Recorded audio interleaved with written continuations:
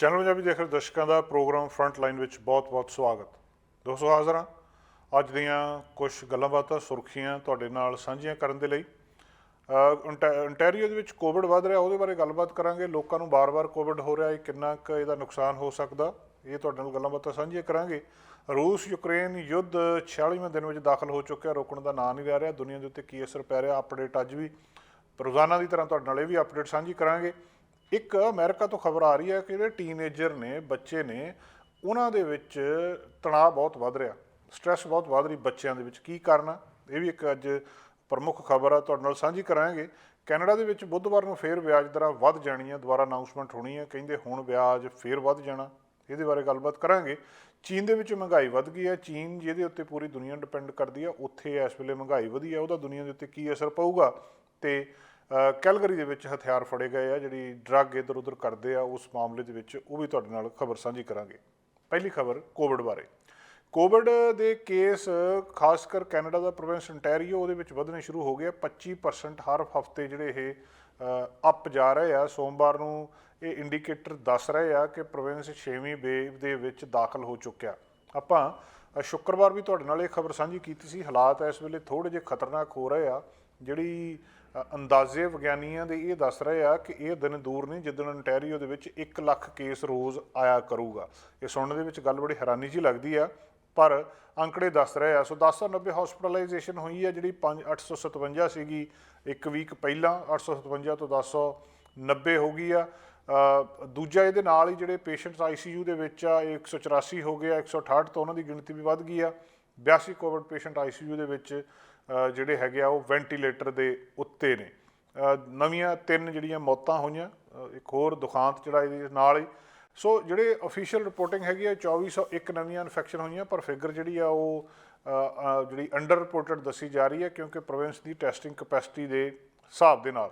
ਸੋ ਹੁਣ ਕੁਛ ਹੋਰ ਜਿਹੜੀਆਂ, ਸੋ ਜਿਹੜਾ ਵੇਸਟ ਵਾਟਰ ਸਰਵੇਲੈਂਸ ਡਾਟਾ ਆ ਉਹ ਚਿੰਤਾ ਪੈਦਾ ਕਰ ਰਿਹਾ ਕਿ ਵੇਸਟ ਵਾਟਰ ਸਰਵੇਲੈਂਸ ਡਾਟਾ ਦੱਸ ਰਿਹਾ ਕਿ 1 ਲੱਖ ਨਵੀਂ ਇਨਫੈਕਸ਼ਨ ਰੋਜ਼ ਆ ਸਕਦੀ ਆ ਆਉਣ ਵਾਲੇ ਭਵਿੱਖ ਦੇ ਵਿੱਚ। ਭਾਵ ਜਿਨ੍ਹਾਂ ਲੋਕਾਂ ਨੂੰ ਕੋਵਿਡ ਹੋ ਗਿਆ ਹੁੰਦਾ, ਜਦੋਂ ਸਟੂਲ ਪਾਸ ਕਰਦੇ ਆ ਟਾਇਲਟ ਤੋਂ ਬਾਹਰ ਸੀਵਰੇਜ ਦੇ ਵਿੱਚ, ਉਹਦਾ ਜਾ ਕੇ ਵਿਗਿਆਨੀ ਟੈਸਟ ਕਰਦੇ ਆ, ਜਿਹੜਾ ਕਿ ਸਾਰੇ ਉਸ ਇਲਾਕੇ ਦਾ ਦੱਸਦਾ ਆ, ਉਹਦੇ ਵਿੱਚ ਕੋਵਿਡ ਦੀ ਜਿਹੜੀ ਇਨਫੈਕਸ਼ਨ ਕਾਫੀ ਨਜ਼ਰ ਆ ਰਹੀ ਹੈ, ਜਿਹੜੀ ਦੱਸ ਰਹੀ ਹੈ। ਔਰ ਇਹ ਦੋਵੇਂ ਚੀਜ਼ਾਂ ਕੋਰਲੇਟ ਕਰਦੀਆਂ ਨੇ ਆਪਸ ਦੇ ਵਿੱਚ। ਜਦੋਂ ਸੀਵੇਜ ਵਾਟਰ ਦੇ ਵਿੱਚ ਵੱਧਦੀ ਆ ਇਹ ਜਿਹੜੀ ਇਨਫੈਕਸ਼ਨ ਆ ਕੋਵਿਡ ਦੀ, ਉਹ ਤੋਂ ਕੁਝ ਸਮੇਂ ਬਾਅਦ ਫਿਰ ਕਮਿਊਨਿਟੀ ਦੇ ਵਿੱਚ ਨਜ਼ਰ ਆਉਣ ਲੱਗ ਜਾਂਦੀ ਹੈ, ਕਿਉਂਕਿ ਇਨਫੈਕਸ਼ਨ ਬੰਦੇ ਨੂੰ ਹੈਗੀ ਆ ਪਰ ਉਹਨੂੰ ਨਜ਼ਰ ਨਹੀਂ ਆ ਰਹੀ, ਸਿੰਪਟਮ ਨਹੀਂ ਆ ਉਹਦੇ, ਕੋਈ ਉਹਨੇ ਟੈਸਟ ਨਹੀਂ ਕੀਤਾ। ਸੋ ਇਹ ਇੱਕ ਇੰਡੀਕੇਸ਼ਨ ਹੈਗੀ ਆ।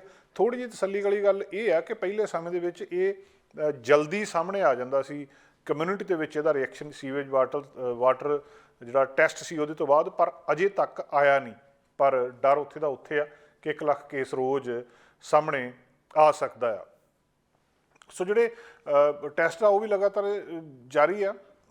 ਜਿਹੜੀਆਂ ਵੈਕਸੀਨ ਉਹ ਵੀ ਲਗਾਤਾਰ ਲੱਗ ਰਹੀ ਹੈ। 12,000 ਵੈਕਸੀਨ ਲੱਗੀ ਆ ontario ਦੇ ਵਿੱਚ। 4th ਡੋਜ਼ COVID-19 ਦੀ ਜਿਹੜੀ ਹੁਣ ਲੱਗ ਰਹੀ ਆ, ਜਿਹੜੇ 60 ਸਾਲ ਤੋਂ ਉੱਪਰ ਵਾਲੇ ਹੈਗੇ ਆ। ਸੋ ਇਹ ਸਾਰੇ ਕਿਉਂਕਿ ਉੱਥੇ ਮੈਜਰ ਚੱਕ ਲਏ ਗਏ ਆ, ਉਹਦੇ ਨਾਲ ਵੀ ਹੁਣ ਜਿਹੜਾ 6ਵੀਂ ਵੇਵ ਦੇ ਵਿੱਚ ਖਤਰਾ ਜ਼ਿਆਦਾ ਆ। ਅਤੇ ਜਿਹਦੇ ਵਿੱਚ ਜਿਹੜੇ ਡਾਕਟਰ, ਆਪਾਂ ਪਹਿਲਾਂ ਵੀ ਖਬਰ ਸਾਂਝੀ ਕੀਤੀ ਸੀ ਕਿ ਉਹ ਬਾਰ-ਬਾਰ ਬੇਨਤੀ ਕਰ ਰਹੇ ਆ ਕਿ ਇਹ ਨਹੀਂ ਚੱਕਣੀਆਂ ਚਾਹੀਦੀਆਂ ਸੀ। ਜਿਹੜੀਆਂ ਮਾਸਕ ਰਿਕੁਆਇਰਮੈਂਟਸ ਹੈਗੀਆਂ ਆ ਪਬਲਿਕ ਟਰਾਂਸਿਟ ਦੇ ਵਿੱਚ, ਲੌਂਗ ਟਰਮ ਕੇਅਰ ਦੇ ਵਿੱਚ, ਰਿਟਾਇਰਮੈਂਟ ਹੋਮਸ ਦੇ ਵਿੱਚ, ਅਤੇ ਦੂਜੀਆਂ ਹੈਲਥ ਕੇਅਰ ਸੈਟਿੰਗਸ ਦੇ ਵਿੱਚ। ਸੋ ontario ਹੈਲਥ ਇਸ ਵੇਲੇ ਇਸ ਚਿੰਤਾ ਦੇ ਵਿੱਚ ਆ। ਦੂਜੀ ਸਮੱਸਿਆ ਪੂਰੇ ਕੈਨੇਡਾ ਦੇ ਵਿੱਚ ਇਹ ਆ ਰਹੀ ਆ ਕਿ ਲੋਕਾਂ ਨੂੰ ਇਹ ਨਹੀਂ ਸਮਝ ਆ ਰਿਹਾ ਕਿ ਜਿਹਨੂੰ ਕੋਵਿਡ ਇੱਕ ਵਾਰੀ ਹੋ ਗਿਆ ਉਹਨੂੰ ਦੂਜੀ ਵਾਰੀ ਹੋ ਗਿਆ ਅਤੇ ਕੀ ਉਹ ਜ਼ਿਆਦਾ ਖਤਰਨਾਕ ਆ, ਜਾਂ ਜਿਹਦੇ 2 ਵਾਰੀ ਉਹਨੂੰ ਕੋਵਿਡ ਹੋ ਗਿਆ ਅਤੇ 2 ਵਾਰੀ ਉਹਨੂੰ ਵੈਕਸੀਨ ਲੱਗ ਗਈ, ਫਿਰ ਉਹਨੂੰ ਕੋਵਿਡ ਕਿਉਂ ਹੋ ਰਿਹਾ। ਸੋ ਇਹ ਦੱਸਿਆ ਜਾ ਰਿਹਾ ਕਿ ਬਹੁਤ ਸਾਰੇ ਲੋਕ ਉਹਨਾਂ ਨੇ ਰੈਪਿਡ ਟੈਸਟ ਕੀਤੇ ਆ ਅਤੇ ਰੈਪਿਡ ਟੈਸਟ ਤੋਂ ਬਾਅਦ ਉਹ ਪੋਜ਼ੀਟਿਵ ਆ ਗਏ ਆ। ਅਤੇ ਜਦੋਂ ਪੋਜ਼ੀਟਿਵ ਆਏ ਆ, ਜਦੋਂ ਉਹਨਾਂ ਦੇ ਜਿਹੜਾ ਪਹਿਲਾਂ 2 ਡੋਜ਼ ਉਹਨੇ, ਇੱਕ ਰਜਾਈਨਾ ਤੋਂ ਇੱਕ ਹੈ, ਉਹਨੇ ਆਪਣੀ ਗੱਲਬਾਤ ਸ਼ੇਅਰ ਕੀਤੀ ਆ ਇੱਕ ਵਿਅਕਤੀ ਨੇ, ਕਿ 2 ਡੋਜ਼ ਪਹਿਲਾਂ ਲੱਗ ਗਈਆਂ, ਬੂਸਟਰ ਸ਼ਾਟ ਲੱਗ ਗਿਆ ਕੋਵਿਡ ਵੈਕਸੀਨ ਦਾ, ਅਤੇ ਉਹਦੇ ਤੋਂ ਪਹਿਲਾਂ ਉਹਨੂੰ ਇਨਫੈਕਸ਼ਨ ਵੀ ਹੋ ਚੁੱਕੀ ਆ ਫਰਵਰੀ ਦੇ ਵਿੱਚ, ਅਤੇ ਹੁਣ ਫਿਰ ਉਹਨੂੰ ਕੋਵਿਡ ਟੈਸਟ ਉਹਦਾ ਪੋਜ਼ੀਟਿਵ ਆ ਗਿਆ। ਵੀ ਇਹ ਕਿੰਨੀ ਕੁ ਵਾਰੀ ਹੋ ਰਿਹਾ, ਕਹਿੰਦੀ ਮੈਂ ਬਿਮਾਰ ਸੀਗੀ 4 ਦਿਨ ਲਗਾਤਾਰ ਅਤੇ ਲੱਗਦਾ ਕੋਵਿਡ ਹੈਗਾ। 5 ਟੈਸਟ ਕੀਤੇ ਅਤੇ ਜਦੋਂ 6ਵਾਂ ਟੈਸਟ ਕੀਤਾ ਸ਼ੁੱਕਰਵਾਰ ਨੂੰ, ਉਹਦੇ ਵਿੱਚ ਇਹ ਜਿਹੜਾ ਟੈਸਟ ਪੋਜ਼ੀਟਿਵ ਆ ਗਿਆ। ਹੁਣ ਉਹ ਇਹਦੇ ਵਿੱਚ ਵਿਗਿਆਨੀ ਦੱਸ ਰਿਹਾ ਵੀ ਕੋਈ ਹੈਰਾਨੀ ਵਾਲੀ ਗੱਲ ਨਹੀਂ ਆ, ਰੀਇਨਫੈਕਸ਼ਨ COVID-19 ਦੇ ਨਾਲ ਅਨਯੂਜ਼ੂਅਲ ਮੰਨੀ ਜਾਂਦੀ ਆ, ਪਰ ਓਮੀਕਰੋਨ ਵੇਰੀਐਂਟ ਜਿਹੜਾ ਉਹ ਆ ਗਿਆ। ਮਤਲਬ ਇਹ ਆ ਕਿ ਜੇ ਤੁਹਾਨੂੰ ਪਹਿਲਾਂ ਕੋਵਿਡ-19 ਹੋਇਆ ਆ ਤਾਂ ਜਿਹੜੀ ਇਨਫੈਕਸ਼ਨ ਉਦੋਂ ਹੋਈ ਸੀ ਉਸ ਵੇਲੇ ਵਾਇਰਸ ਦੀ ਹੋਰ ਕਿਸਮ ਸੀ, ਉਹ ਤੋਂ ਬਾਅਦ ਓਮੀਕਰੋਨ ਆ ਗਿਆ, ਓਮੀਕਰੋਨ ਹੋਰ ਕਿਸਮ ਆ ਅਤੇ ਇਹਨੇ ਨਵੀਂ ਇਨਫੈਕਸ਼ਨ ਕਰ ਦਿੱਤੀ। ਅਤੇ ਜਿਹੜੀ ਵੈਕਸੀਨ ਆ ਉਹ ਵੀ ਇੱਕ ਪਹਿਲੇ ਦੇ ਉੱਤੇ ਜ਼ਿਆਦਾ ਇਫੈਕਟਿਵ ਸੀ, ਦੂਜੇ ਦੇ ਉੱਤੇ ਇਫੈਕਟਿਵ ਨਹੀਂ ਸੀ। ਸੋ ਓਮੀਕਰੋਨ ਜਿਹੜਾ ਇੱਕ ਡਿਫਰੈਂਟ ਆ, ਇਸ ਕਰਕੇ ਇਨਫੈਕਸ਼ਨ ਹੋ ਗਈ। ਇਸੇ ਤਰ੍ਹਾਂ ਹੀ ਜਿਹੜਾ ਪਬਲਿਕ ਹੈਲਥ ਡਾਟਾ ਆ ਉਹ ਸੁਜੈਸਟ ਕਰ ਰਿਹਾ ਕਿ 10% ਕੈਨੇਡਾ ਦੇ ਵਿੱਚ ਜਿਹੜੇ ਇਨਫੈਕਟਡ ਨੇ ਉਹ BA.2 ਸਬ ਵੇਰੀਐਂਟ ਜਿਹੜਾ ਓਮੀਕਰੋਨ ਦਾ ਹੈਗਾ ਉਹ ਆ, ਅਤੇ ਪਹਿਲਾਂ ਉਹਨੂੰ BA.1 ਸੀਗਾ ਜਾਂ ਡੈਲਟਾ ਵੇਰੀਐਂਟ ਸੀਗਾ। ਸੋ ਜਿੰਨਿਆਂ ਨੂੰ ਹੁਣ ਕਰੋਨਾ ਹੋ ਰਿਹਾ ਕੈਨੇਡਾ ਦੇ ਵਿੱਚ 100 ਦੇ ਵਿੱਚੋਂ 10 ਜਣਿਆਂ ਨੂੰ ਪਹਿਲਾਂ ਹੋ ਚੁੱਕਾ ਆ। ਸੋ ਦੂਜੀ ਵਾਰੀ ਕੋਵਿਡ ਉਹਨਾਂ ਨੂੰ ਹੋਣਾ ਸ਼ੁਰੂ ਹੋ ਗਿਆ ਆ। ਅਤੇ ਇੰਗਲੈਂਡ ਦੇ ਵਿੱਚ ਵੀ ਇਹੀ ਰਿਸਰਚ ਹੋਈ ਸੀ, ਉੱਥੇ ਵੀ ਦੱਸਦੇ ਆ ਕਿ ਜਿਹੜੇ ਰਿਪੋਰਟ ਕੀਤੇ ਗਏ ਕੇਸ ਉਹਨਾਂ ਦੇ ਵਿੱਚੋਂ 10% ਰੀਇਨਫੈਕਸ਼ਨ ਆ। ਇਹ ਗੱਲਬਾਤ ਦੱਸ ਰਹੇ ਆ ਕਿ ਜਿਹੜੀ ਤੁਹਾਨੂੰ ਇੱਕ ਵਾਰੀ ਓਮੀਕਰੋਨ ਹੋ ਗਿਆ ਤਾਂ ਇਹਦਾ ਮਤਲਬ ਇਹ ਨਹੀਂ ਹੈ ਕਿ ਤੁਸੀਂ ਬੁਲਟ ਪ੍ਰੂਫ ਹੋ ਗਏ, ਹੁਣ ਤੁਹਾਨੂੰ ਕੁਝ ਹੋ ਹੀ ਨਹੀਂ ਸਕਦਾ।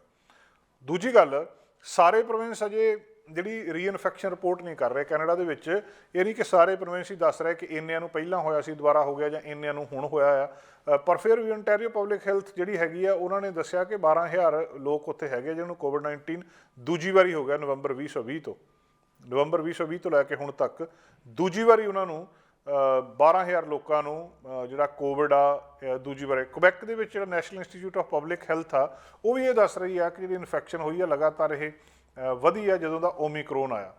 ਜਨਵਰੀ ਦੇ ਵਿੱਚ ਕੁਬੈਕ ਦੇ ਵਿੱਚ 32 ਰੀਇਨਫੈਕਸ਼ਨ ਹੋਈਆਂ ਸੀ ਹਰ 1000 ਪ੍ਰਾਇਮਰੀ ਇਨਫੈਕਸ਼ਨ ਦੇ ਪਿੱਛੇ। ਮਤਲਬ 1000 ਨੂੰ ਜੇ ਕੋਵਿਡ ਹੋਇਆ ਤਾਂ ਉਹਨਾਂ ਦੇ ਵਿੱਚ 32 ਨੂੰ ਦੁਬਾਰਾ ਹੋਇਆ ਸੀ। ਇਸੇ ਤਰ੍ਹਾਂ ਹੀ ਜਿਹੜੇ ਹੈਗੇ ਆ 9,000 ਲੋਕ ਸੀਗੇ ਜਿਹਨਾਂ ਨੂੰ ਰੀਇਨਫੈਕਸ਼ਨ ਹੋ ਸਕਦੀ ਸੀ ਮਈ 2020 ਤੋਂ ਬਾਅਦ। ਬਾਕੀ ਪ੍ਰੋਵਿੰਸਿਸ ਦੇ ਵਿੱਚ ਵੀ ਲਗਭਗ ਇਸੇ ਤਰ੍ਹਾਂ ਦੇ ਹਾਲਾਤ ਨੇ। ਕੈਨੇਡਾ ਦੇ ਵਿੱਚ ਜਿਹੜੇ ਹੈਲਥ ਅਫੀਸ਼ੀਅਲਸ ਆ ਉਹ ਦੱਸ ਰਹੇ ਆ ਕਿ ਇਸ ਚੀਜ਼ ਤੋਂ ਇੰਨਾ ਜ਼ਿਆਦਾ ਡਰਨ ਦੀ ਲੋੜ ਨਹੀਂ ਆ, ਪਰ ਵੈਕਸੀਨ ਨੇ ਬਹੁਤ ਵਧੀਆ ਕੰਮ ਕੀਤਾ। ਜਦੋਂ ਤੁਹਾਨੂੰ ਹੋ ਜਾਂਦਾ ਆ ਇਹ, ਉਹਦੇ ਤੋਂ ਬਾਅਦ ਵੀ ਜਿਹੜਾ ਦੁਬਾਰਾ ਹੋ ਸਕਦਾ ਆ, ਇਹ ਵੀ ਲੌਜੀਕਲ ਆ। ਮਤਲਬ ਕੋਈ ਵੀ ਉਹਨਾਂ ਦੀ ਸਮਝ ਤੋਂ ਬਾਹਰੀ ਗੱਲ ਨਹੀਂ ਹੈ ਇਹ। ਹਰ ਇੱਕ ਦਾ ਲੌਜਿਕ, ਹਰ ਇੱਕ ਦਾ ਦਲੀਲ ਉਹਨਾਂ ਦੇ ਕੋਲ ਹੈਗੀ ਆ। ਸੋ ਇਸ ਵੇਲੇ ਕੈਨੇਡਾ ਦੇ ਵਿੱਚ 47% ਜਿਹੜੇ ਐਲੀਜੀਬਲ ਲੋਕ ਨੇ ਉਹਨਾਂ ਨੇ 3rd ਡੋਜ਼ ਲੱਗ ਚੁੱਕੀ ਹੈ। Public health agency of Canada the report ਇਹ ਦੱਸ ਰਿਹਾ। ਸੋ ਦੂਜੀ ਵਾਰੀ ਕੋਵਿਡ-19 ਹੋਣ ਤੋਂ ਬਾਅਦ ਵੀ ਜਿਹੜਾ ਆ ਉਹ ਜਿਹੜਾ ਬੂਸਟਰ ਸ਼ਾਟ ਆ ਉਹ ਲੋਕ ਲੈ ਰਹੇ ਆ। ਸੋ ਚਰਚਾ ਦੇ ਵਿੱਚ ਇਹ ਗੱਲਬਾਤ ਆ ਕਿ ਵੈਕਸੀਨ ਵੀ ਲਵਾ ਲਈ, ਕੋਵਿਡ ਵੀ ਹੋ ਗਿਆ, ਉਹਦੇ ਤੋਂ ਬਾਅਦ ਕੋਵਿਡ ਦੁਬਾਰਾ ਹੋ ਰਿਹਾ। ਕੀ ਇਹ ਅਨਯੂਜ਼ੂਅਲ ਆ? ਵਿਗਿਆਨੀ ਦੱਸ ਰਿਹਾ ਕਿ ਇਹ ਗੱਲ ਸਮਝ ਆਉਂਦੀ ਹੈ, ਇਸ ਤਰ੍ਹਾਂ ਹੋ ਸਕਦਾ। ਇੱਕ ਖਬਰ ਜਿਹੜੀ ਆਪਾਂ ਰੋਜ਼ਾਨਾ ਹੀ ਤੁਹਾਡੇ ਨਾਲ ਸਾਂਝੀ ਕਰਦੇ ਹਾਂ ਤੇ ਚਰਚਾ ਕਰਦੇ ਹਾਂ, ਰੂਸ ਯੂਕਰੇਨ ਯੁੱਧ 46ਵਾਂ ਦਿਨ ਲੜਾਈ ਰੁਕ ਨਹੀਂ ਰਹੀ। ਹਾਲਾਤ ਲਗਭਗ ਉਹੀ ਬਣੇ ਆ, ਨਾ ਰੂਸ ਪਿੱਛੇ ਹਟ ਰਿਹਾ ਤੇ ਨਾ ਯੂਕਰੇਨ ਹਥਿਆਰ ਸਿੱਟ ਰਿਹਾ। ਅਮਰੀਕਾ ਤੇ ਨੈਟੋ ਤੇ ਹੋਰ ਸਾਰੇ ਉਹਦੇ ਨਾਲ ਨੇ। ਹੁਣ ਜਿਹੜੀ ਦੱਸਦੇ ਆ ਕਿ ਕੀਵ ਇੰਡੀਪੈਂਡੈਂਟ ਜਿਹੜੀ ਉੱਥੋਂ ਦੀ ਇੱਕ ਨਿਊਜ਼ ਗਰੁੱਪ ਆ ਉਹਦੇ ਮੁਤਾਬਕ ਰੂਸ ਨੇ ਪਿਛਲੇ 24 ਘੰਟਿਆਂ ਦੇ ਵਿੱਚ ਖਾਰਕੀਵ ਦੇ ਉੱਤੇ 66 ਵਾਰ ਹਮਲਾ ਕੀਤਾ। ਸਭ ਤੋਂ ਵੱਡਾ ਹਮਲਾ ਦੱਸਿਆ ਜਾ ਰਿਹਾ ਹੁਣ ਤੱਕ ਦਾ। 24 ਘੰਟਿਆਂ ਦੇ ਵਿੱਚ 66 ਹਮਲੇ ਉਹਨਾਂ ਨੇ ਖਾਰਕੀਵ ਦੇ ਉੱਤੇ ਕੀਤੇ ਆ। ਇਹਨਾਂ ਹਮਲਿਆਂ ਦੇ ਵਿੱਚ ਇੱਕ ਬੱਚੇ ਸਮੇਤ 11 ਲੋਕਾਂ ਦੀ ਮੌਤ ਹੋਈ ਹੈ, 14 ਜ਼ਖਮੀ ਹੋਏ ਆ। ਰਿਪੋਰਟਸ ਇਹ ਵੀ ਆ ਰਹੀਆਂ ਆ ਕਿ ਜਿਹੜੇ ਰਿਪੋਰਟਸ ਦੇ ਮੁਤਾਬਕ ਹੁਣ ਤੱਕ 183 ਯੂਕਰੇਨੀ ਬੱਚਿਆਂ ਦੀ ਮੌਤ ਹੋ ਚੁੱਕੀ ਆ ਤੇ 342 ਬੱਚੇ ਜ਼ਖਮੀ ਹੋ ਚੁੱਕੇ ਆ। ਰੂਸੀ ਸੈਨਾ ਦਾ ਇੱਕ ਕਾਫਲਾ ਅਬਜੁਮ ਸ਼ਹਿਰ ਜਿਹੜਾ ਹੈਗਾ ਆ ਉਹ ਅਬ-ਇਜੁਮ ਸ਼ਹਿਰ ਤੇ ਨੀਪਰ ਨਦੀ ਆ ਜਿਹੜੀ ਉਹਦੇ ਆਲੇ ਦੁਆਲੇ ਦੇਖਿਆ ਗਿਆ। ਅਮਰੀਕਾ ਨੇ ਸੈਟੇਲਾਈਟ ਦੇ ਰਾਹੀਂ ਉਹ ਤਸਵੀਰਾਂ ਕੋਈ ਸਾਂਝੀਆਂ ਕੀਤੀਆਂ ਕਿ ਇੱਥੇ ਇੱਕ ਰੂਸ ਦੀ ਸੈਨਾ ਜਿਹੜੀ ਉਹ ਫਿਰ ਰਹੀ ਆ।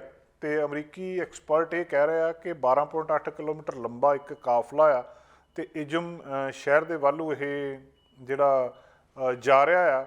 ਤੇ ਜਿਹੜੀ ਯੂਕਰੇਨ ਦੇ ਜਿਹੜਾ ਇੱਕ ਕਾਮਟੋਸਕ ਰੇਲਵੇ ਸਟੇਸ਼ਨ ਉੱਤੇ ਹਮਲਾ ਕੀਤਾ ਸੀ, ਉਸ ਹਮਲੇ 'ਚ ਜਿਹੜੇ ਲੋਕ ਮਾਰੇ ਗਏ ਸੀ ਉਹਨਾਂ ਦੀ ਗਿਣਤੀ 57 ਹੋਈ ਹੈ। ਹੁਣ ਇਹ ਕਾਫਲਾ ਸੈਟੇਲਾਈਟ ਤਸਵੀਰਾਂ ਨਾਲ ਪਤਾ ਲੱਗ ਰਿਹਾ ਕਿ ਉੱਧਰ ਨੂੰ ਜਾ ਰਿਹਾ ਤੇ ਇਹਦਾ ਮਤਲਬ ਇਹ ਆ ਕਿ ਕੋਈ ਵੱਡਾ ਅਟੈਕ ਇਹਦੇ ਤੋਂ ਬਾਅਦ ਫਿਰ ਹੋ ਸਕਦਾ ਹੈ। ਹੁਣ ਤੱਕ ਜਿਹੜੀਆਂ ਅਪਡੇਟਸ ਆ ਰਹੀਆਂ, ਜਿਹੜਾ ਨੁਕਸਾਨ ਹੋਇਆ, UN ਦੀਆਂ ਰਿਪੋਰਟਸ ਦੱਸ ਰਹੀਆਂ ਕਿ ਹੁਣ ਤੱਕ 1793 ਨਾਗਰਿਕਾਂ ਦੀ ਮੌਤ ਹੋਈ ਆ, 2439 ਜ਼ਖਮੀ ਹੋਏ ਆ। UN ਦਾ ਡਾਟਾ ਇਹ ਦੱਸਦਾ। ਯੂਕਰੇਨ ਦੀ ਸੈਨਾ ਨੇ ਲੁਹਾਂਸਕ ਦੇ ਜਿਹੜਾ ਰੂਸ ਦਾ ਇੱਕ ਹਥਿਆਰ ਡਿਪੂ ਆ ਉਹਨੂੰ ਤਬਾਹ ਕਰ ਦਿੱਤਾ। ਉੱਧਰ ਯੂਕਰੇਨੀ ਸੈਨਾ ਦਾ ਕਹਿਣਾ ਹੈ ਕਿ ਉਹਨਾਂ ਨੇ ਰਾਜਧਾਨੀ ਕੀਵ ਦੇ ਆਸ-ਪਾਸ ਦੇ ਇਲਾਕਿਆਂ ਦੇ ਵਿੱਚ ਉਹਨਾਂ ਨੂੰ 1200 ਡੈੱਡ ਬੋਡੀਜ਼ ਮਿਲੀਆਂ ਆ। ਇਸੇ ਤਰ੍ਹਾਂ ਬਾਕੀ ਦੇਸ਼ ਜਿਹੜੇ ਆ ਉਹ ਵੀ ਯੂਕਰੇਨ ਨੂੰ ਮਦਦ ਦੇਣੀ ਉਹਨਾਂ ਨੇ ਜਾਰੀ ਰੱਖੀ ਹੈ। ਨਿਊਜ਼ੀਲੈਂਡ ਦੇ 50 ਬੰਦੇ ਤੇ ਨਾਲ C-130 ਜਿਹੜਾ ਹਰਕੁਲਸ ਜਿਹੜੇ ਏਅਰਪਲੇਨ ਨੇ ਉਹ ਉਹਨਾਂ ਨੂੰ ਯੂਕਰੇਨ ਭੇਜੇ ਜਾ ਰਹੇ ਆ। ਅਲੱਗ-ਅਲੱਗ ਸ਼ਹਿਰਾਂ ਦੇ ਵਿੱਚ 25 ਉੱਥੇ ਜਿਹੜੀਆਂ ਯੂਕਰੇਨ ਦੇ ਵਿੱਚ ਅਲੱਗ-ਅਲੱਗ ਸ਼ਹਿਰਾਂ ਤੋਂ 25 ਲਾਸ਼ਾਂ ਨੂੰ ਮੁਰਦਾ ਘਰ ਪਹੁੰਚਾਉਣ ਦੇ ਲਈ ਇਰਪਿਨ ਦੇ ਵਿੱਚ ਇੱਕ ਥਾਂ ਦੇ ਉੱਤੇ ਇਕੱਠੇ ਕੀਤਾ ਗਿਆ। ਸੋ ਇਹ ਹਮਲੇ ਵੀ ਲਗਾਤਾਰ ਜਾਰੀ ਹੈ। ਇਹ ਸਾਰਾ ਕੁਝ ਉਸੇ ਤਰ੍ਹਾਂ ਚੱਲ ਰਿਹਾ ਹੈ। ਯੂਕਰੇਨ ਨੂੰ ਜਿੱਥੇ ਉਹਨਾਂ ਦੇ ਲੋਕ ਮਾਰੇ ਜਾ ਰਹੇ ਆ ਉੱਥੇ ਉਹਨਾਂ ਦਾ ਅਰਥਚਾਰਾ ਬਹੁਤ ਬੁਰੀ ਤਰ੍ਹਾਂ ਤਬਾਹ ਹੋਇਆ। ਅੱਧ ਦੇ ਉੱਤੇ ਇਕੋਨਮੀ ਉਹਨਾਂ ਦੀ ਦੱਸਦੇ ਆ ਕਿ ਆ ਗਈ ਆ। 45% ਤੋਂ ਜ਼ਿਆਦਾ ਨੁਕਸਾਨ ਹੋਇਆ। ਯੂਕਰੇਨ ਦੀ ਇਕੋਨਮੀ ਲਗਭਗ ਅੱਧੀ ਹੋ ਗਈ। 10 ਅਪ੍ਰੈਲ ਤੋਂ ਇੱਕ ਰਿਪੋਰਟ ਜਾਰੀ ਕੀਤੀ ਸੀ, ਉਹਦੇ ਮੁਤਾਬਕ ਦੱਸਿਆ ਜਾ ਰਿਹਾ ਕਿ ਜੰਗ ਦੇ ਨਾਲ ਯੂਕਰੇਨ ਦੀ ਅਰਥ ਵਿਵਸਥਾ ਨੂੰ 45% ਤੋਂ ਜ਼ਿਆਦਾ ਨੁਕਸਾਨ ਹੋਇਆ। ਦੁਨੀਆ ਭਰ ਨੇ ਜਿਹੜੇ ਪ੍ਰਤੀਬਿੰਬ ਰੂਸ ਦੀ GDP ਦੇ ਉੱਤੇ 11% ਦਾ ਗਿਰਾਵਟ ਦਾ ਅਨੁਮਾਨ ਲੱਗ ਰਿਹਾ। ਉੱਥੇ UN ਦੇ ਮੁਤਾਬਕ ਹੁਣ ਤੱਕ 45 ਲੱਖ ਜਿਹੜੇ ਲੋਕ ਨੇ ਉਹ ਯੂਕਰੇਨ ਛੱਡ ਕੇ ਜਾ ਚੁੱਕੇ ਆ। ਇਹ ਅੰਕੜਾ ਲਗਾਤਾਰ ਵਧ ਰਿਹਾ। 4.5 ਮਿਲੀਅਨ ਲੋਕ ਜਿਹੜੇ ਆ ਉਹ ਇੱਥੋਂ ਬਾਹਰ ਜਾ ਚੁੱਕੇ ਆ। ਜਿਹੜੇ 2.5 ਮਿਲੀਅਨ ਤਾਂ ਪੋਲੈਂਡ ਦੇ ਵਿੱਚ ਜਿਹੜਾ ਇਹਨਾਂ ਦਾ ਗੁਆਂਢੀ ਦੇਸ਼ ਆ ਉੱਥੇ ਪਹੁੰਚੇ ਆ। ਬਾਕੀ ਰੋਮਾਨੀਆ, ਹੰਗਰੀ, ਇਹਨਾਂ ਦੇਸ਼ਾਂ ਦੇ ਵਿੱਚ ਇੱਧਰ ਨੂੰ ਲੋਕ ਪਹੁੰਚੇ ਆ। ਸੋ ਅੱਜ ਇਹ ਰਸ਼ੀਆ ਲਗਾਤਾਰ ਬੰਬਾਰਡਮੈਂਟ ਕਰ ਰਿਹਾ ਹੈ ਉੱਤੇ, ਤੇ ਮਿਲਟਰੀ ਐਨਾਲਿਸਿਸ ਜਿਹੜੇ ਉਹ ਵੀ ਪ੍ਰੈਡਿਕਸ਼ਨ ਕਰ ਰਹੇ ਆ ਇਹਦੇ ਵਾਲੇ ਕਿ ਜਿਹੜੇ ਈਸਟਰਨ ਬਾਰਡਰ ਦੇ ਉੱਤੇ ਯੂਕਰੇਨ ਦੇ ਉੱਤੇ ਜਿਹੜਾ ਡੋਨਬਾਸ ਏਰੀਆ ਆ ਉੱਥੇ ਜਾ ਰਹੇ ਆ, એનર્ਜੀ ਰਿਚ ਰੀਜਨ ਆ ਇਹ, ਉੱਥੇ ਵੀ ਲੜਾਈ ਜਿਹੜੀ ਲਗਾਤਾਰ ਜਾਰੀ ਹੈ। ਲੋਕ ਦੇਖ ਰਹੇ ਆ ਇਸ ਪਾਸੇ ਨੂੰ ਕਿ ਕਦੋਂ ਇਹ ਲੜਾਈ ਖਤਮ ਹੁੰਦੀ ਆ ਤੇ ਕਦੋਂ ਦੁਨੀਆ ਜਿਹੜੀ ਆ ਉਹ ਸੁੱਖ ਦਾ ਸਾਹ ਲੈਂਦੀ ਆ। ਸਾਰਾ ਕੁਝ ਇਸ ਲੜਾਈ ਨੇ ਦੁਨੀਆ ਦਾ ਜਿਹੜਾ ਡਿਸਟਰਬ ਕੀਤਾ ਹੈ।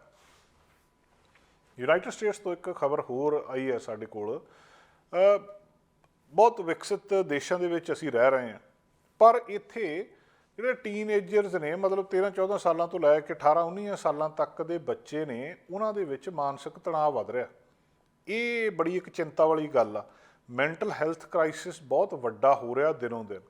2009 ਤੋਂ ਲੈ ਕੇ 2021 ਤੱਕ ਜਿਹੜੇ ਅਮਰੀਕਾ ਦੇ ਵਿੱਚ ਹਾਈ ਸਕੂਲ ਸਟੂਡੈਂਟਸ ਨੇ, ਹਾਈ ਸਕੂਲ 'ਚ ਜਾਣ ਵਾਲੇ ਬੱਚੇ ਆ, ਉਹਨਾਂ ਨੂੰ ਲਗਾਤਾਰ ਇੱਕ ਉਦਾਸੀ ਆ ਤੇ ਉਹ ਬੇਆਸ ਆ।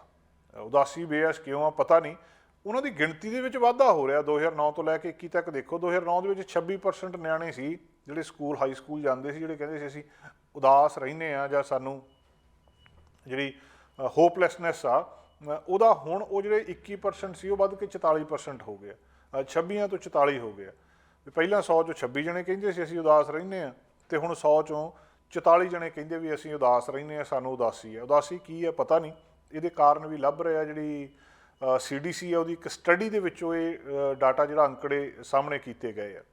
ਸੋ ਇਹ ਹੁਣ ਤੱਕ ਦੀ ਇਹਨਾਂ ਟੀਨਏਜਰਸ ਦੇ ਵਿੱਚ ਹਾਈਐਸਟ ਸੈਡਨੈਸ ਆ। ਮਤਲਬ ਇਹ ਨਿਆਣੇ ਜਿਹੜੇ 12-13 ਤੋਂ ਲੈ ਕੇ 18-19 ਸਾਲਾਂ ਦੇ ਵਿਚਕਾਰ ਆ, ਇਹ ਇਹੋ ਜਿਹਾ ਸਮਾਂ ਆ ਕਿ ਜਦੋਂ ਨਿਆਣੇ ਸਭ ਤੋਂ ਵੱਧ ਉਦਾਸ ਆ। ਸਰਕਾਰ ਦਾ ਸਰਵੇ ਕੀਤਾ ਇੱਕ ਸਰਕਾਰ ਨੇ, ਜਿਹਦੇ 'ਚ 8000 ਦੇ ਕਰੀਬ ਹਾਈ ਸਕੂਲ ਸਟੂਡੈਂਟ ਲਏ ਆ, ਤੇ 6 ਮਹੀਨੇ ਪਹਿਲੇ 6 ਮਹੀਨੇ 2021 ਦੇ ਵਿੱਚ ਉਹਨਾਂ ਨੇ ਇਹ ਕੰਡਕਟ ਕੀਤਾ ਸੀ। ਉਹਨਾਂ ਨੂੰ ਪੁੱਛਿਆ ਸੀ ਵੀ ਕੀ ਗੱਲ ਹੈ। ਡਿਫਰੈਂਟ ਏਜ ਗਰੁੱਪ ਸੀਗੀ ਉਹਨਾਂ ਦੀ, ਡਿਫਰੈਂਟ ਮੈਂਟਲ ਲੈਵਲ ਸੀਗੇ। ਸਾਰੇ ਕੁਝ ਦੇ ਬਾਵਜੂਦ ਇਹ ਦੱਸਿਆ ਜਾ ਰਿਹਾ ਕਿ ਕੁੜੀਆਂ ਦੇ ਵਿੱਚ 4 ਦੇ ਵਿੱਚੋਂ ਇੱਕ ਕੁੜੀ ਕਹਿ ਰਹੀ ਆ ਕਿ ਉਹਨੇ ਆਤਮ ਹੱਤਿਆ ਦਾ ਯਤਨ ਕੀਤਾ ਇਸ ਪੈਂਡੈਮਿਕ ਦੇ ਦੌਰਾਨ, ਤੇ ਮੁੰਡਿਆਂ ਦੇ ਵਿੱਚ ਗਿਣਤੀ ਦੁੱਗਣੀ ਹੋ ਜਾਂਦੀ ਹੈ। ਇਹ ਬਹੁਤ ਡਰਾਵਣੇ ਆ ਅੰਕੜੇ ਜਿਹੜੇ ਸਾਡੇ ਸਾਹਮਣੇ ਆਏ ਆ। 4 ਦੇ ਵਿੱਚੋਂ ਇੱਕ ਕੁੜੀ ਕਹਿ ਰਹੀ ਹੈ ਅਮਰੀਕਾ ਦੇ ਵਿੱਚ ਹਾਈ ਸਕੂਲ 'ਚ ਜਾਣ ਵਾਲੀ ਕਿ ਉਹਨੇ ਪੈਂਡੈਮਿਕ ਦੇ ਦੌਰਾਨ ਆਤਮ ਹੱਤਿਆ ਦੀ ਕੋਸ਼ਿਸ਼ ਕੀਤੀ, ਤੇ ਮੁੰਡੇ ਦੁੱਗਣੇ ਕਹਿ ਰਹੇ ਆ। ਇਹ ਰੇਸ਼ੋ ਜਿਹੜੇ LGBTQ ਆ ਉਹਦੇ ਵਿੱਚ ਹੋਰ ਵੀ ਜ਼ਿਆਦਾ ਵੱਧ ਜਾਂਦੀ ਹੈ। ਹੁਣ ਜਦੋਂ ਇਹ ਸੈਡਨੈਸ ਕਿਉਂ ਆ, ਇਹ ਹੋ ਕਿਉਂ ਰਿਹਾ, ਇਹਦੇ ਕਾਰਨ ਲੱਭੇ ਜਾ ਰਹੇ ਆ ਕਿ ਇਹ ਜਿਹੜੀ ਟੀਨਸ ਦੇ ਵਿੱਚ ਇਹ ਇਸ ਤਰੀਕੇ ਨਾਲ ਕਿਉਂ ਹੋ ਰਿਹਾ। ਦੂਜੇ ਪਾਸੇ ਇੱਕ ਚੰਗੀ ਗੱਲ ਇਹ ਆ ਕਿ ਜਦੋਂ ਅਮਰੀਕਾ ਦੇ ਵਿੱਚ ਅਸੀਂ ਅੰਕੜੇ ਦੇਖ ਰਹੇ ਹਾਂ ਪਿਛਲੇ, ਉਹਦੇ ਤੋਂ ਬਾਅਦ ਕੁਝ ਗੱਲਾਂ ਜਿਹੜੀਆਂ ਸਾਹਮਣੇ ਆਉਂਦੀਆਂ ਆ ਕਿ ਉਹ ਪੋਜ਼ੀਟਿਵ ਡਾਇਰੈਕਸ਼ਨ ਦੇ ਵਿੱਚ ਵੀ ਲੱਗਦੀਆਂ। ਇਹਨੂੰ ਬਹੁਤ ਪਿੱਛੇ ਜਾ ਕੇ ਦੇਖਦੇ ਆ 1990s ਦੇ ਵਿੱਚ, ਉਹਦੇ ਤੋਂ ਲੈ ਕੇ ਹੁਣ ਤੱਕ ਉੱਥੇ ਕੀ ਹੋਇਆ ਕਿ ਜਿਹੜੇ ਸ਼ਰਾਬ ਪੀ ਕੇ ਗੱਡੀ ਚਲਾਉਣ ਵਾਲਿਆਂ ਦੀ ਗਿਣਤੀ ਦੇ ਵਿੱਚ 50% ਕਮੀ ਆਈ ਆ, ਲੋਕ ਹਟ ਗਏ ਚਲਾਉਣੋਂ। ਇਸੇ ਤਰ੍ਹਾਂ ਹੀ ਜਿਹੜੀਆਂ ਸਕੂਲਾਂ ਦੇ ਵਿੱਚ ਲੜਾਈ ਹੁੰਦੀ ਸੀ ਉਹਦੇ 'ਚ 50% ਕਮੀ ਆਈ ਆ। ਜਿਹੜਾ 13 ਸਾਲ ਤੋਂ ਪਹਿਲਾਂ ਦੇ ਸੈਕਸ ਕਰਨ ਦਾ ਮੈਟਰ ਸੀਗਾ ਉਹ 70% ਡਾਊਨ ਹੋਇਆ। ਸਕੂਲ ਦੇ ਵਿੱਚ ਬੁਲਿੰਗ ਕਰਨਾ, ਦੂਜੇ ਨਿਆਣਿਆਂ ਨੂੰ ਤੰਗ ਕਰਨਾ, ਉਹ ਬਹੁਤ ਘਟ ਗਿਆ। ਸੋ ਇਹ ਕਾਫੀ ਜ਼ਿਆਦਾ ਇਧਰਲੇ ਪਾਸੇ ਨੂੰ ਪੋਜ਼ਿਟਿਵ ਦੇਖਿਆ ਜਾ ਰਿਹਾ। ਪਰ ਦੂਜੇ ਪਾਸੇ ਐਂਗਜ਼ਾਇਟੀ, ਡਿਪਰੈਸ਼ਨ ਜਾਂ ਖਾਣ ਪੀਣ ਦੀਆਂ ਆਦਤਾਂ ਗਲਤ ਹੋਣੀਆਂ, ਇਹ ਚੀਜ਼ਾਂ ਜਿਹੜੀਆਂ ਇੱਕ ਚਿੰਤਾ ਵੀ ਪੈਦਾ ਕਰ ਰਹੀਆਂ ਕਿ ਅਸਲ ਦੇ ਵਿੱਚ ਇਹਨਾਂ ਨਿਆਣਿਆਂ ਨੂੰ ਸਾਂਭਿਆ ਕਿੱਦਾਂ ਜਾਵੇ। ਜਿਹੜੇ ਉਹਨਾਂ ਨੇ ਕਾਰਨ ਦੱਸਿਆ ਹੁਣ, ਉਹ ਕਾਰਨ ਬਹੁਤੇ ਸਾਡੇ ਇੱਥੇ ਕੈਨੇਡਾ ਦੇ ਵਿੱਚ ਵੀ ਲਾਗੂ ਹੁੰਦੇ। ਸਭ ਤੋਂ ਪਹਿਲਾਂ ਉਹਨੇ ਸੋਸ਼ਲ ਮੀਡੀਆ ਦੱਸਿਆ। 5 ਸਾਲ ਪਹਿਲਾਂ ਇੱਕ ਸਾਈਕੋਲੋਜਿਸਟ ਹੋਇਆ ਜੀ ਟਵੈਂਜ, ਉਹਨੇ ਇੱਕ ਜਿਹੜਾ ਲਿਖਿਆ ਸੀਗਾ ਜਿਹੜਾ ਇੱਕ ਆਰਟੀਕਲ ਲਿਖਿਆ ਸੀ ਉਹਨੇ, ਉਸ ਆਰਟੀਕਲ ਦੇ ਵਿੱਚ ਉਹਨੇ ਇਹ ਦੱਸਿਆ ਸੀ 2012 ਦੇ ਨੇੜੇ ਤੇੜੇ ਇੱਕ ਕਿਤਾਬ ਆਈ ਸੀ ਆਈਜਨ, ਉਹਦੇ ਵਿੱਚ ਉਹਦਾ ਇੱਕ ਆਰਟੀਕਲ ਸੀਗਾ ਜਿਹਦੇ ਵਿੱਚ ਉਹਨੇ ਦੱਸਿਆ ਕਿ ਜਿਹੜੇ ਇਹ ਟੀਨੇਜਰ ਬੱਚੇ ਨੇ, ਯੰਗ ਬੱਚੇ ਨੇ, ਇਹਨਾਂ ਦੇ ਵਿੱਚ ਜਿਹੜੀ ਸੈਡਨੈਸ ਆ ਜਾਂ ਐਂਗਜ਼ਾਇਟੀ ਆ ਉਹ ਲਗਾਤਾਰ ਵਧਣੀ ਸ਼ੁਰੂ ਹੋਈ ਆ ਅਮਰੀਕਾ ਦੇ ਵਿੱਚ ਵੀ ਤੇ ਦੂਜੇ ਜਿਹੜੇ ਅਮੀਰ ਦੇਸ਼ ਆ ਉਹਨਾਂ ਦੇ ਵਿੱਚ ਵੀ। ਤੇ ਉਹ ਕਾਰਨ ਇਹ ਦੱਸਦੇ ਸੀ ਕਿ 2012 ਜਿਹੜਾ ਉਹ ਸਾਲ ਸੀਗਾ ਜਦੋਂ ਅਮਰੀਕਾ ਦੇ ਵਿੱਚ 50% ਤੋਂ ਜ਼ਿਆਦਾ ਲੋਕਾਂ ਕੋਲੇ ਸੈੱਲਫੋਨ ਆ ਚੁੱਕੇ ਸੀ ਤੇ ਜਿਹੜਾ ਮੋਬਾਈਲ ਦੇ ਉੱਤੇ ਸੋਸ਼ਲ ਮੀਡੀਆ ਯੂਜ਼ ਕਰਨਾ ਉਹ ਇੱਕਦਮ ਵੱਧ ਗਿਆ ਸੀ। ਪਹਿਲਾਂ ਸੋਸ਼ਲ ਮੀਡੀਆ ਕੰਪਿਊਟਰ ਦੇ ਉੱਤੇ ਜਾ ਕੇ ਕੋਈ ਯੂਜ਼ ਕਰਦਾ ਸੀ ਜਦੋਂ ਇੰਟਰਨੈਟ ਨਹੀਂ ਹੁੰਦਾ ਸੀ, ਪਰ ਇਸ ਸਮੇਂ ਦੇ ਵਿੱਚ ਜਦੋਂ ਸੋਸ਼ਲ ਮੀਡੀਆ ਆਇਆ, ਹੁਣ ਇੱਕ ਵੱਡਾ ਕਾਰਨ ਹੈ ਨਿਆਣਿਆਂ ਦੇ ਵਿੱਚ ਉਦਾਸੀ ਤੇ ਹੋਪਲੈਸਨੈਸ ਦਾ ਜਿਹੜਾ ਦੱਸਿਆ ਜਾ ਰਿਹਾ, ਉਹ ਇਹ ਦੱਸਿਆ ਜਾ ਰਿਹਾ ਕਿ ਇਹ ਸੋਸ਼ਲ ਮੀਡੀਆ ਨੂੰ ਜ਼ਿਆਦਾ ਵਰਤਦੇ ਆ, ਸੋਸ਼ਲ ਮੀਡੀਆ ਦੇ ਉੱਤੇ। ਦੂਜਾ ਜਿਹੜਾ ਸੋਸ਼ਲ ਮੀਡੀਆ ਦਾ ਤਾਂ ਨੁਕਸਾਨ ਹੈਗਾ ਹੀ ਆ ਵੀ ਉਹ ਤੁਹਾਡੀਆਂ ਅੱਖਾਂ ਨੂੰ, ਤੁਹਾਡੇ ਦਿਮਾਗ ਦੇ ਉੱਤੇ ਅਸਰ ਪਾਉਂਦਾ ਜਾਂ ਹੋਰ ਕੁਝ ਕਰਦਾ। ਜਿਹੜੀ ਵੱਡੀ ਗੱਲ ਇਹਦੇ ਨਾਲ ਇਹ ਹੋ ਰਹੀ ਆ ਕਿ ਸੋਸ਼ਲ ਮੀਡੀਆ ਆਪਣੇ ਆਪ ਦੇ ਵਿੱਚ ਓਨਾ ਖਤਰਨਾਕ ਨਹੀਂ ਆ, ਪਰ ਸੋਸ਼ਲ ਮੀਡੀਆ ਕਰਕੇ ਜਿਹੜੀਆਂ ਦੂਜੀਆਂ ਗਤੀਵਿਧੀਆਂ, ਐਕਟੀਵਿਟੀਜ਼ ਇਹਨਾਂ ਨਿਆਣਿਆਂ ਨੇ ਘਰ ਤੋਂ ਬਾਹਰ ਗਰਾਊਂਡ ਦੇ ਵਿੱਚ, ਮਾਲ ਦੇ ਵਿੱਚ ਸੋਸ਼ਲੀ ਕਿਤੇ ਜਾ ਕੇ ਕਰਨੀਆਂ ਸੀ, ਉਹ ਰੁਕ ਗਈਆਂ। ਉਹ ਜ਼ਿਆਦਾ ਖਤਰਨਾਕ ਆ ਤੇ ਉਹ ਜ਼ਿਆਦਾ ਇੱਕ ਖਤਰਨਾਕ ਚੀਜ਼ ਸਾਹਮਣੇ ਆ ਰਹੀ ਹੈ। ਉਹਨੂੰ ਰੋਕਣ ਦੇ ਲਈ ਕਿਸੇ ਨਾ ਕਿਸੇ ਤਰ੍ਹਾਂ ਜਿਹੜੀਆਂ ਬਹੁਤ ਸਾਰੀਆਂ ਐਕਟੀਵਿਟੀਜ਼ ਜਿਨ੍ਹਾਂ ਦਾ ਬਹੁਤ ਵੱਡਾ ਫਾਇਦਾ ਹੁੰਦਾ ਸੀ ਉਹ ਘਟ ਗਈਆਂ। ਤੇ ਜਿਹੜੇ ਬਹੁਤਾ ਜ਼ਿਆਦਾ ਜਿਹੜੇ ਸੀਗੇ ਹਾਈ ਸਕੂਲ ਸਟੂਡੈਂਟਸ ਆ, 8 ਜਾਂ 8 ਤੋਂ ਜ਼ਿਆਦਾ ਘੰਟੇ ਸੌਣ ਦੇ ਵਿੱਚ ਗੁਜ਼ਾਰਦੇ ਸੀ, 30% ਘਟ ਗਿਆ 2007 ਤੋਂ ਲੈ ਕੇ 2019 ਤੱਕ। ਉਹ ਉਹਨਾਂ ਚਿਰ ਸੌਂਦੇ ਨਹੀਂ। ਐਸੇ ਤਰ੍ਹਾਂ ਹੀ 5 ਘੰਟੇ ਤੋਂ ਜ਼ਿਆਦਾ ਇਹ ਸੋਸ਼ਲ ਮੀਡੀਆ ਦੇ ਉੱਤੇ ਸਪੈਂਡ ਕਰਦੇ ਆ। ਦੂਜਾ ਇੱਕ ਕਾਰਨ ਇਹ ਦੱਸਿਆ ਇਹਨਾਂ ਬੱਚਿਆਂ ਦੇ ਵਿੱਚ ਸਟ੍ਰੈਸ ਦਾ ਕਿ ਪੂਰੀ ਦੁਨੀਆ ਦੇ ਵਿੱਚ ਹੀ ਸਟ੍ਰੈਸ ਵੱਧ ਰਹੀ ਹੈ। ਪੂਰੀ ਦੁਨੀਆ ਸਟ੍ਰੈਸਫੁੱਲ ਹੋਈ ਆ। ਕਿਸੇ ਪਾਸੇ ਕੋਈ ਲੜਾਈ ਦੀ ਖਬਰ, ਕਿਸੇ ਪਾਸੇ ਕੋਈ ਦੂਜੀ ਖਬਰ ਆ। ਕਿ ਇੱਕ ਸਿੰਗਲ ਫੈਕਟਰ ਨਹੀਂ ਹੈ ਟੀਨਏਜਰ ਦੀ ਸੈਡਨੈਸ ਦੇ ਉੱਤੇ, ਕਈ ਫੈਕਟਰ ਆ ਤੇ ਜਿਨ੍ਹਾਂ ਦੇ ਵਿੱਚੋਂ ਇੱਕ ਪੂਰੇ ਓਵਰਆਲ ਦੁਨੀਆ ਦੇ ਵਿੱਚ ਜਿਹੜੀ ਸੈਡਨੈਸ ਦਾ ਵਧਣਾ ਵੀ ਇੱਕ ਕਾਰਨ ਦੱਸਿਆ ਜਾ ਰਿਹਾ। ਤੇ ਅਗਲਾ ਦੱਸਿਆ ਜਾ ਰਿਹਾ ਕਿ ਜਿਹੜੀਆਂ ਮਾਡਰਨ ਪੈਰੈਂਟਿੰਗ ਸਟ੍ਰੈਟਜੀਜ਼ ਆ, ਮਾਪੇ ਆਪਣੇ ਬੱਚਿਆਂ ਦਾ ਪਾਲਣ ਪੋਸ਼ਣ ਆਧੁਨਿਕ ਤਰੀਕੇ ਦੇ ਨਾਲ ਕਰ ਰਹੇ ਆ, ਉਹ ਵੀ ਇਹਨਾਂ ਬੱਚਿਆਂ ਦੇ ਵਿੱਚ ਇੱਕ ਸੈਡਨੈਸ ਪੈਦਾ ਕਰ ਰਿਹਾ। ਉਹ ਤਰੀਕਾ ਕੀ ਆ ਕਿ ਜਿਹੜਾ ਪਿਛਲੇ 40 ਸਾਲਾਂ ਦੇ ਵਿੱਚ ਅਮਰੀਕਾ ਦੇ ਜਿਹੜੇ ਪੇਰੈਂਟਸ ਨੇ, ਖਾਸ ਕਰਕੇ ਜਿਹੜੇ ਕਾਲਜ, ਜਿਹੜਾ ਮਾਪਿਆਂ ਦੇ ਕੋਲ ਕਾਲਜ ਦੀ ਡਿਗਰੀ ਆ, ਉਹ ਉਹਨਾਂ ਬੱਚਿਆਂ ਨੂੰ ਕੋਚ ਕਰਨ ਦੇ ਲਈ, ਉਹਨਾਂ ਦੇ ਉੱਤੇ ਟਿਊਟਰਿੰਗ ਦੇ ਉੱਤੇ, ਉਹਨਾਂ ਦੇ ਹੋਰ ਕੰਮਾਂ ਦੇ ਉੱਤੇ ਜ਼ਿਆਦਾ ਸਮਾਂ, ਦੁੱਗਣਾ ਸਮਾਂ ਸਪੈਂਡ ਕਰ ਰਹੇ ਆ। ਮਤਲਬ ਮਾਪੇ ਵੀ ਬੱਚਿਆਂ ਦੇ ਉੱਤੇ ਇੱਕ ਪ੍ਰੈਸ਼ਰ ਪਾ ਰਹੇ ਆ ਅੱਗੇ ਵਧਣ ਦੇ ਲਈ ਜਾਂ ਗੋਲ ਨੂੰ ਅਚੀਵ ਕਰਨ ਦੇ ਲਈ। ਜਿਹੜੀ ਰਗ ਰੈਟ ਰੇਸ ਆ ਉਹ ਦੂਜੇ ਨੂੰ ਦੇਖ ਕੇ, ਇਹ ਪੈਰੈਂਟਿੰਗ ਵੀ ਇੱਕ ਵੱਡਾ ਕਾਰਨ ਜਿਹੜਾ ਸਾਹਮਣੇ ਨਜ਼ਰ ਆ ਰਿਹਾ। ਸੋ ਜਿੱਥੇ ਇੱਕ ਪਾਸੇ ਏਡੀ ਵੱਡੀ ਦੁਨੀਆ ਦੇ ਵਿੱਚ ਸਭ ਤੋਂ ਐਡਵਾਂਸ ਮੁਲਕ, ਔਰ ਰਿਸਰਚ ਬਹੁਤੀ ਦੂਜੇ ਦੇਸ਼ਾਂ ਦੇ ਉੱਤੇ ਜਿਹੜੀਆਂ ਰਿਚ ਕੰਟਰੀਜ਼ ਨੇ ਉਹਨਾਂ ਉੱਤੇ ਵੀ ਅਪਲਾਈ ਹੁੰਦੀ ਆ, ਬਾਵਜੂਦ ਸਾਰੀਆਂ ਸੁੱਖ ਸਹੂਲਤਾਂ ਹੋਣ ਦੇ ਬੱਚਿਆਂ ਦੇ ਵਿੱਚ ਉਦਾਸੀ ਵੱਧ ਰਹੀ ਹੈ। ਕਾਰਨ ਬੜਾ ਸਪਸ਼ਟ ਆ, ਸੋਸ਼ਲ ਮੀਡੀਆ ਦੀ ਵਰਤੋਂ। ਸੋਸ਼ਲ ਮੀਡੀਆ ਦੀ ਵਰਤੋਂ ਕਰਕੇ ਜਿਹੜੀਆਂ ਐਕਟੀਵਿਟੀਜ਼ ਉਹਨਾਂ ਨੇ ਬਾਹਰ ਕਰਨੀਆਂ ਸੀ ਉਹਨਾਂ ਦਾ ਬੰਦ ਹੋਣਾ, ਤੇ ਜਿਹੜੀ ਇੱਕ ਮਾਪਿਆਂ ਦਾ ਉਹਨਾਂ ਦੇ ਉੱਤੇ ਪ੍ਰੈਸ਼ਰ ਕੰਪੀਟੀਸ਼ਨ ਦੇ ਵਿੱਚ ਅੱਗੇ ਵਧਣ ਲਈ। ਕੈਨੇਡਾ ਤੋਂ ਇੱਕ ਖਬਰ ਜਿਹੜੀ ਸਾਡੇ ਕੋਲ ਆ ਰਹੀ ਹੈ ਕਿ ਬੈਂਕ ਆਫ ਕੈਨੇਡਾ ਪਹਿਲਾ ਜਿਹੜਾ ਉਹਨਾਂ ਦਾ ਓਵਰਸਾਈਜ਼ ਇੰਟਰਸਟ ਰੇਟ ਆ ਉਹ 2 ਦਹਾਕਿਆਂ ਦੇ ਵਿੱਚ ਜਿਹੜਾ ਹੋਣਾ ਇਸ ਤੋਂ ਸਭ ਤੋਂ ਜ਼ਿਆਦਾ, ਉਹ ਇਸ ਹਫਤੇ ਦੇ ਵਿੱਚ ਅਨਾਊਂਸਮੈਂਟ ਕਰ ਰਹੇ ਆ ਕਿ ਵਧਾ ਦਿੱਤਾ ਜਾਊਗਾ। ਜਿਹੜੇ ਬੈਂਕਾਂ ਹੈਗੀਆਂ ਉਹ ਸਾਈਨ ਦੇ ਰਹੀਆਂ ਕਿ ਇਕੋਨਮੀ ਜਿਹੜੀ ਓਵਰਹੀਟ ਆ ਇਸ ਵੇਲੇ। ਪਹਿਲਾਂ ਵੀ ਤੁਹਾਨੂੰ ਪਤਾ ਕਿ ਇੰਟਰਸਟ ਰੇਟ ਵਧਿਆ ਸੀ, ਆਸ ਫੇਰ ਕੀਤੀ ਜਾਂਦੀ ਆ ਕਿ ਇਹ ਇੰਟਰਸਟ ਰੇਟ ਵਧਣਾ ਆ। ਉਹਦੇ ਲਈ ਲੋਕ ਇਸ ਵੇਲੇ ਚਿੰਤਤ ਵੀ ਨੇ।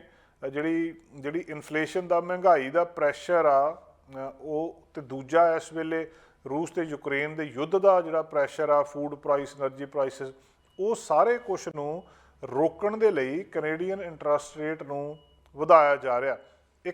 ਇੱਕ ਮੋਟੀ ਜੀ ਲੋਕਾਂ ਦੀ ਸਹਿਮਤੀ ਹੈ ਇਸ ਗੱਲ ਦੇ ਉੱਤੇ ਕਿ ਸੈਂਟਰਲ ਬੈਂਕ ਜਿਹੜੀ ਆਪਣੇ ਇੰਟਰਸਟ ਰੇਟ ਆ ਉਹਨੂੰ 0.5% ਪੁਆਇੰਟ ਜਿਹੜਾ ਆ ਬੁੱਧਵਾਰ ਨੂੰ ਅਨਾਊਂਸਮੈਂਟ ਜਦੋਂ ਹੋਣੀ ਆ ਉਹ ਵਧਾ ਦੂਗਾ।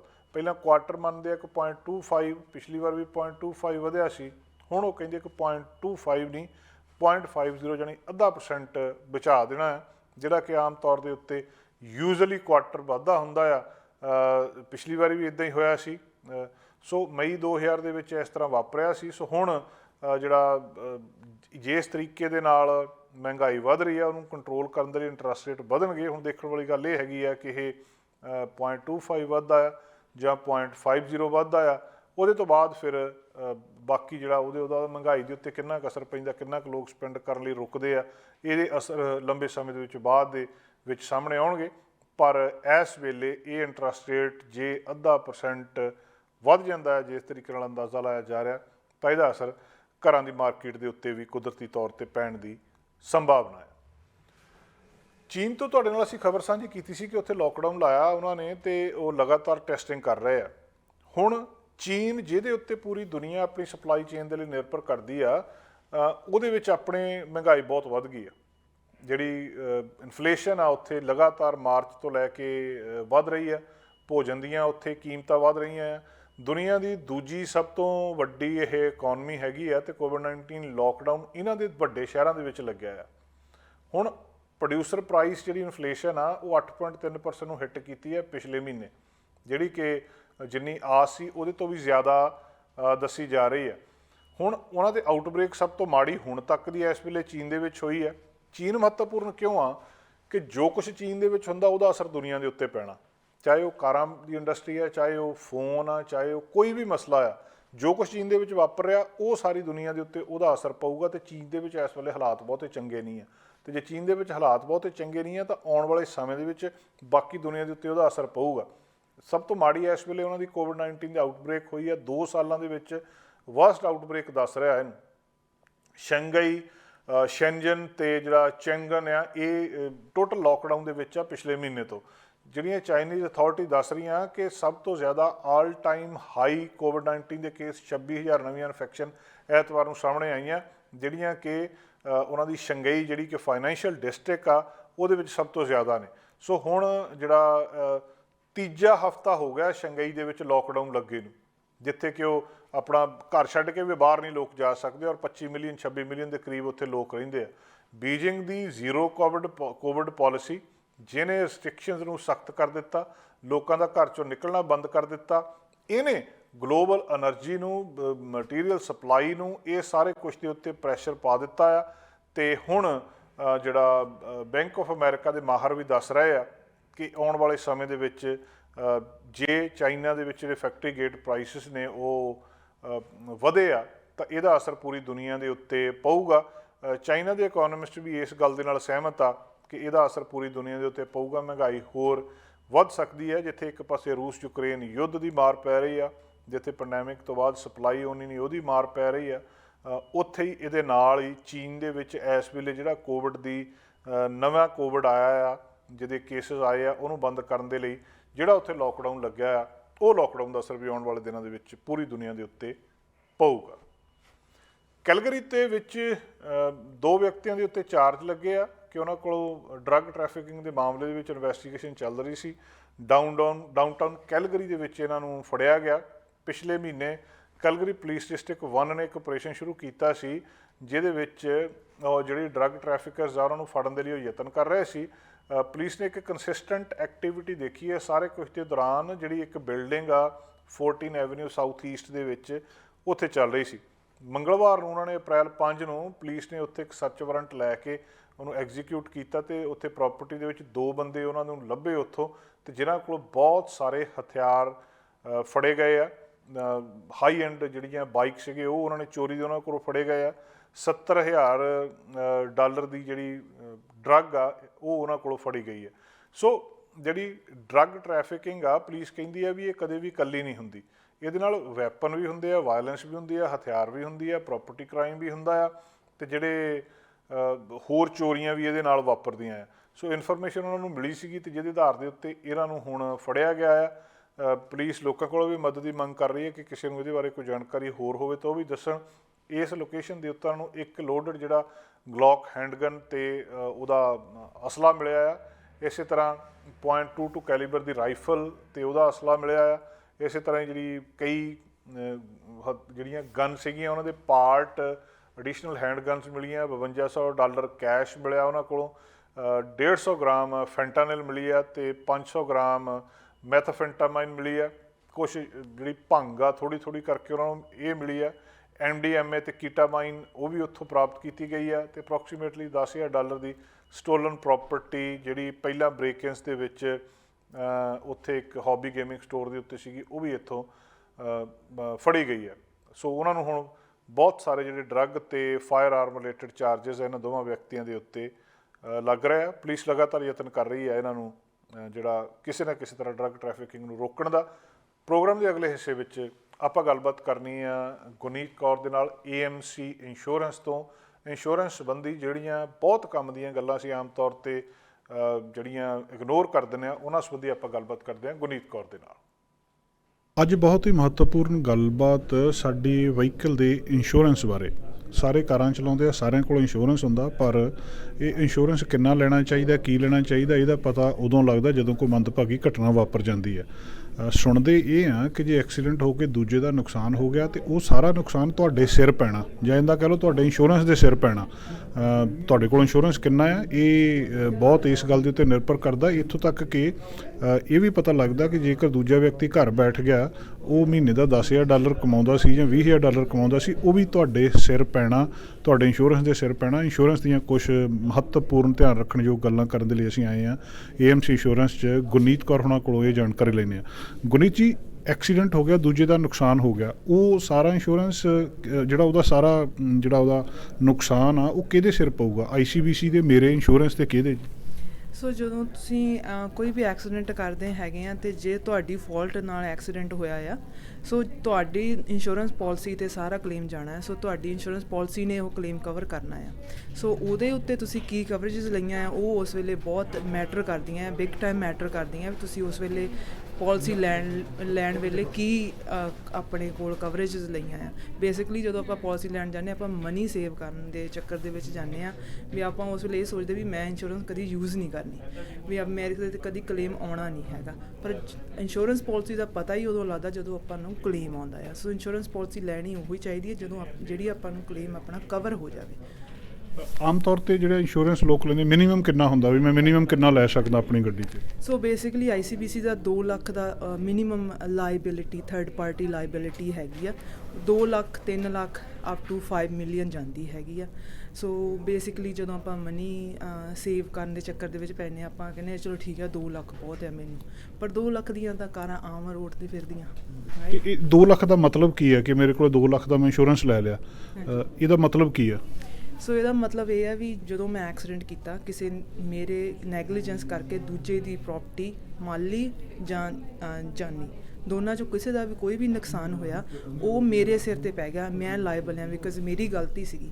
ਉਹ ਮੇਰੀ ਪੋਲਿਸੀ ਨੇ ਜਿਹੜੀ ਮੇਰੀ ਥਰਡ ਪਾਰਟੀ ਲਾਇਬਿਲਿਟੀ 2 ਲੱਖ ਦੀ ਜਾਂ ਮੈਂ 5 ਲੱਖ ਦੀ ਜਿੰਨੇ ਦੀ ਵੀ ਲਈ ਆ ਉਹਨੇ ਕਵਰ ਕਰਨੀ ਹੈ। ਜੇ ਤੁਸੀਂ ਤੁਹਾਡਾ ਡੈਮੇਜ 5 ਲੱਖ ਦਾ, ਤੁਹਾਡੀ ਪੋਲਿਸੀ 2 ਲੱਖ ਦੀ ਆ, ਸੋ ਹੁਣ ICBC ਨੇ ਤੁਹਾਨੂੰ 2 ਲੱਖ ਹੀ ਪੇ ਕਰਨਾ, ਜਿਹੜਾ 3 ਲੱਖ ਆ ਉਹ ਲਈ ਤੁਸੀਂ ਲਾਇਬਲ ਆ।